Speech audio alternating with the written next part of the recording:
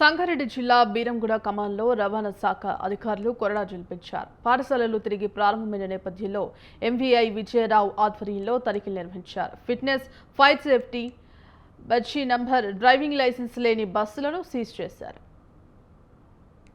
ప్రతి సంవత్సరం కూడా స్కూలు యాజమాన్యానికి తర్వాత డ్రైవర్లకు అవగాహన జరుగుతుంది.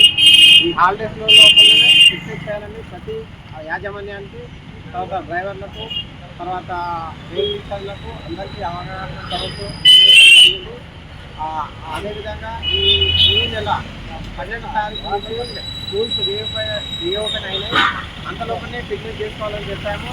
ఎవరైనా చేసుకోని వాళ్ళు ఉంటే మేము రోడ్డు మీద క్షుణ్ణంగా తనిఖీలు చేసి కేసులు బుక్ చేయడం జరుగుతూ ఉంది.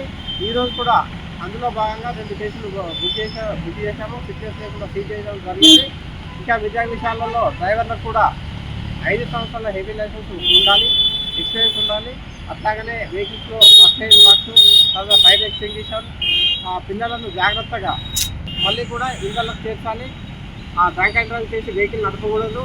ఒకవేళ అట్లాంటిది ఏమన్నా డ్రైవర్లు తప్పిదాల వల్ల ఏమైనా జరిగితే స్కూల్ పిల్లలు కానీ, స్కూల్ పేరెంట్స్ కానీ, పిల్లల పేరెంట్స్ కానీ ఎవరైనా మనం స్కూల్ యాజమాన్యానికి కానీ, తర్వాత